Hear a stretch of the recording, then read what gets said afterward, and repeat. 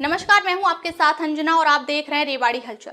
आइए शुरुआत करते हैं इस वक्त की बड़ी खबर से। बदहाल रेवाड़ी के लिए यहाँ के जनप्रतिनिधि हैं जिम्मेदार।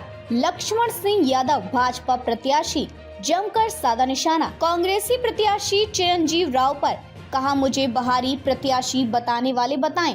लोकसभा चुनावों में राज बब्बर कहां से रखते थे संबंध। भाजपा अपने संकल्प पत्र पर काम करती है, इसलिए इतिहास गवाह है। ठीक उसी तर्ज पर भाजपा ने जो मैनिफेस्टो जारी किया है, उसमें लिखे एक एक वादे को भाजपा पूरा करने का काम करेगी। ये कहना है रेवाड़ी से भाजपा प्रत्याशी लक्ष्मण सिंह यादव का, जो गुरुवार को रेवाड़ी विधानसभा के गांव बडानी में एक चुनावी जनसभा को संबोधित करने के बाद पत्रकारों के सवालों के जवाब दे रहे थे। इस दौरान उन्होंने कांग्रेसी प्रत्याशी चिरंजीव राव पर भी जमकर निशाना साधा। भाजपा प्रत्याशी लक्ष्मण सिंह यादव ने बेरोजगारी के सवाल पर पूर्व की हुड्डा सरकार पर तंज कसते हुए कहा कि हुड्डा ने अपने 10 वर्षों के कार्यकाल में प्रदेश में सिर्फ 86,000 नौकरियां ही दी, जबकि भाजपा ने 1,46,000 नौकरियां दी। बदहाल रेवाड़ी के लिए भी उन्होंने बिना नाम लिए कांग्रेसी प्रत्याशी चिरंजीव राव और उनके पिता पूर्व मंत्री कैप्टन अजय सिंह यादव को इसका जिम्मेदार ठहराया। कहा, जवाब तो उन्हें देना चाहिए जिन्होंने यहां 50 वर्षों तक राज किया।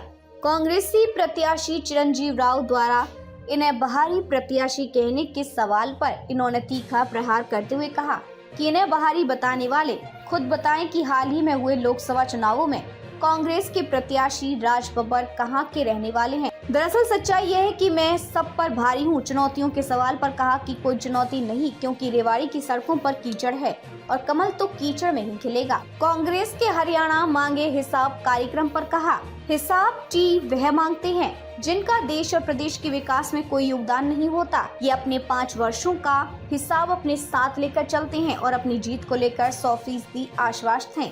साहब, आज सबसे पहले तो मैनिफेस्टो की बात करेंगे। कांग्रेस ने पहले मैनिफेस्टो जारी किया, आज बीजेपी ने जारी। देखिए, भारतीय जनता पार्टी का जो संकल्प पत्र है निश्चित तौर पे उस पर काम करती है और आपने देखा भी है, पहले का हमारा इतिहास इस बात का गवाह है। अब जो मैनिफेस्टो में हमने लिख के दिया है उस पर हम काम भी करेंगे। बेरोजगारी एक बहुत बड़ी समस्या, क्या प्रयास रहेगा अगर भाजपा तीसरी बार? देखिए, हुड्डा साहब 10 साल इस प्रदेश में मुख्यमंत्री रहे, उन्होंने 80,000 लोगों को नौकरी दी। हमने 1,46,000 लोगों को 10 साल में नौकरी पक्की दी और 125 HKRN में हमने जाते जाते उनको भी पक्का किया। तो हमने रोजगार ज्यादा दिया है। आगे भी हम बेरोजगारी को रोजगार देने का प्रयास जारी रखेंगे। इसी गति से हम आगे बढ़ेंगे। रेवाड़ी बद से बदहाल हालत, चाहे आप सड़कों की हालत देखें, कहीं भी चले जाए, आवारा पशु, बेसहारा पशु उस सड़कों पर घूमते हैं। इसमें कोई दो राय नहीं, बदहालत है और सारा शहर इस बात का गवाह है, क्योंकि रोज लोग फेस करते हैं। तो मेरा तो मुख्य मुद्दा ही इन 5 चीज़ों पे है, बिजली, पानी, सड़क, सुरक्षा, रक्षा और चिकित्सा और शिक्षा। इन पे फोकस रहेगा, उन्हीं पे काम करेंगे। वो आम आदमी की जरूरत है और उसकी दुर्दशा का ठीक करने का प्रयास करेंगे।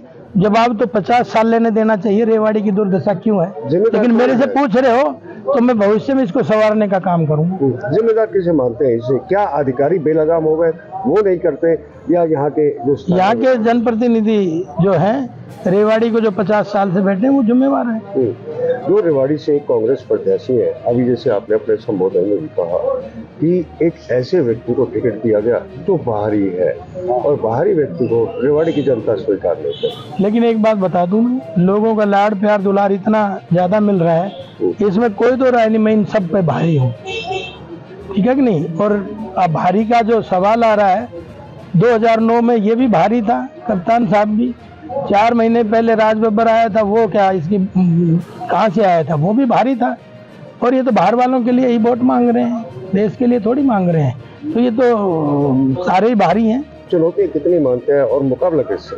चुनौतियाँ तो जनता बताएगी किसके क्या चुनौती है। मेरे हाथ में होती तो मैं घर बैठ के बन जाता। ये तो जनता जनार्दन बताएगी। अभी जीत को लेकर के आश्वासन, किस प्रकार का आश्वासन, किस प्रकार का समर्थन मिल रहा है लोगों को? जीत का पूरा आश्वासन है, लोग आज उत्साह है और लोग 50 साल के इनके कामों से परेशान है, दुखी हैं और कमल खिलाना चाहते हैं। आपने बेरा ये कीचड़ में कमल खिलता है, हिसाब मांग आज रेवाड़ी में कीचड़ है चारों तरफ। हिसाब मांग रही है कांग्रेस, किस चीज का हिसाब मांग रही है? लगातार हिसाब मांगा जा रहा है। वो तो जो हिसाब वही मांगता है, किसी भी संस्था में, किसी भी सोसाइटी में, किसी भी पंचायत में जिसका कोई योगदान नहीं होता वो हिसाब मांग के अपनी हाजिरी लगवाना चाहते हैं। बाकी हिसाब तो इन्हें देना चाहिए, ये 50 साल का, हम तो 5 साल का अपना हिसाब अपने हाथ में लेके दस्तावेज चल रहे हैं, हम हिसाब देने के लिए तैयार हैं, लेकिन ये भी 50 साल का हिसाब दे दें। क्या लगता है तीसरी बार प्रदेश के में कमल खिलेगा? निश्चित तौर पे हरियाणा का इतिहास 1 नवंबर 1966 से है। मैं लगातार देख रहा हूँ जो केंद्र में सरकार होती है वही हरियाणा प्रदेश में होती है। तीसरी बार हमारी केंद्र में सरकार बनी है, हरियाणा में भी ठोक के भारतीय जनता पार्टी की सरकार बनने जा रही है। जी धन्यवाद। रेवाड़ी हलचल से चैन सिंह की रिपोर्ट। खबरों में अब तक के लिए बस इतना ही। फिर होगी आपसे मुलाकात एक ऐसी ही बड़ी खबर के साथ। तब तक के लिए नमस्कार और देखते रहिए रेवाड़ी हलचल। अगर आपको वीडियो पसंद आया हो तो लाइक करें व चैनल को सब्सक्राइब करें। ऐसे लेटेस्ट अपडेट पाने के लिए बेल आइकन प्रेस करना ना भूलें। अगर आप हमें फेसबुक के माध्यम से देख रहे हैं तो पेज को फॉलो जरूर करें। धन्यवाद।